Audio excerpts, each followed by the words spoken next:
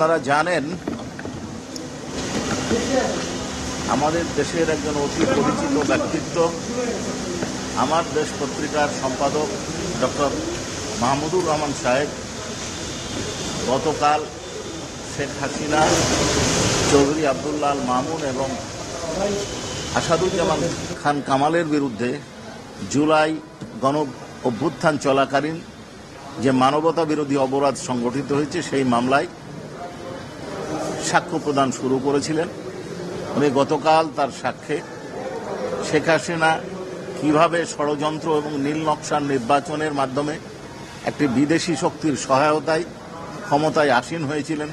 সেই বক্তব্য দিয়েছিলেন। কিভাবে পরবর্তী তিনটি নির্বাচন পরিকল্পিতভাবে তাকে ক্ষমতায় রাখার জন্য কি কি ষড়যন্ত্র করেছিলেন, কি কি প্রক্রিয়া অনুসরণ করেছিলেন এবং কিভাবে তার ক্ষমতাকে পাকাপোক্ত করেছিলেন তার বর্ণনা দিয়েছিলেন। এক কথায় শেখ হাসিনার স্বৈর শাসক হয়ে ওঠার কাহিনী এবং স্বৈর শাসন বহাল রাখার যে প্রক্রিয়া তিনি অনুসরণ করেছিলেন তার আংশিক বর্ণনা তিনি দিয়েছিলেন। আজকে এই সরকারের পতনের বিষয়ে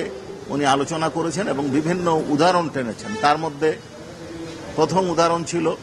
হিটলার এবং মুসোলিনি কি প্রক্রিয়ায় ইহুদি ধর্মাবলম্বীদেরকে হত্যা করেছিল। ঠিক বাংলাদেশেও শেখ হাসিনা তার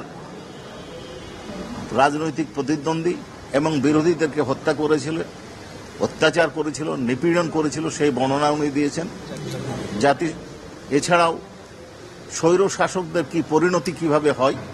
কিভাবে উৎখাত হয়, উনি যেটা বলেছেন যে ইটালির মুসোলিনি, জার্মানির হিটলার যুদ্ধের মাধ্যমে তাদেরকে উৎখাত করা হয়েছে, তেমনি মিশর এবং তিউনিসিয়াতে গণ অভ্যুত্থানের মাধ্যমে তাদেরকে উৎখাত করা হয়েছে। অর্থাৎ কোনো স্বৈর শাসককে গণতন্ত্রের মাধ্যমে গণতান্ত্রিক পদ্ধতিতে উৎখাত করা সম্ভব নয়, হয় তাদেরকে বিপ্লব না হয় যুদ্ধের মাধ্যমে অপসারিত করতে হয়। ঠিক সেই বর্ণনা দিয়েছেন এবং এই গণতান্ত্রিক জনগণের আকাঙ্ক্ষা বিপ্লবের মাধ্যমে এই সরকারকে উৎখাত করতে গিয়ে সরকারের পরিকল্পিত লেথাল উইপেন ব্যবহার অর্থাৎ গুলিবর্ষণের মাধ্যমে যে 1400-এরও বেশি মানুষ নিহত হয়েছে জাতিসংঘের রিপোর্টে যার উল্লেখ করেছে তার বর্ণনা দিয়েছেন এবং তিনি আরও বিভিন্ন সূত্রের বর্ণনা দিয়ে বলেছেন 20,000-এরও বেশি মানুষ অর্থাৎ আন্দোলনকারী এবং ছাত্র জনতা যে গুরুতরভাবে আহত হয়েছে এবং তার পরিণতি তাদের ফ্যামিলি ভোগ করছে, কষ্ট ভোগ করছে, সেই বর্ণনা দিয়েছে। উনি শুধু এইটুকু বলে ক্ষান্ত হননি, উনি আরও বর্ণনা দিয়েছেন। সেটা হচ্ছে যে এই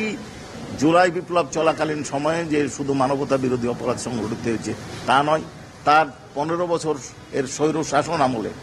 কিভাবে বিরোধীদের ওপর অত্যাচার করা হয়েছে, কিভাবে নির্বাচনগুলো করা হয়েছে এবং এই কারণে অন্য সংস্থাগুলো, জাতিসংঘের আরও সংস্থা, মার্কিন স্টেট ডিপার্টমেন্ট এবং বিভিন্ন ইউরোপিয়ান ইউনিয়ন সহ আরও সংস্থা তাদের বিরুদ্ধে যে ব্যবস্থা গ্রহণ করেছে, যে প্রস্তাব পাশ করেছিলেন তার বর্ণনা দিয়েছেন এবং সর্বশেষে তিনি কামনা করেছেন, আকাঙ্ক্ষা পোষণ করেছেন যেহেতু এই সরকারকে জন আকাঙ্ক্ষার মাধ্যমে জনবিপ্লবের মাধ্যমে উৎখাত করা হয়েছে, দ্বিতীয় বিশ্বযুদ্ধের পর এমন হিটলার এবং মুসোলিনির আগমন যেন না ঘটে, নেভার এগেইন এই শব্দটা উনি ব্যবহার করেছেন 2 বার, অর্থাৎ বারবার আবার যেন এই শাসন ফিরে না আসে। উনি আশা করছেন বাংলাদেশে এই বিপ্লবের মাধ্যমে এই বিপ্লবের প্রতিপক্ষ হিসেবে তারা যে অপরাধ সংগঠন করেছে এই আকাঙ্ক্ষা থেকে জনগণের আকাঙ্ক্ষা এই স্বৈর শাসন যেন এদেশে ভিন্ন কোনো ফর্মে ফেরত না আসে এই বলে এবং শাস্তির দাবি করে উনি তার বক্তব্য শেষ করেছেন।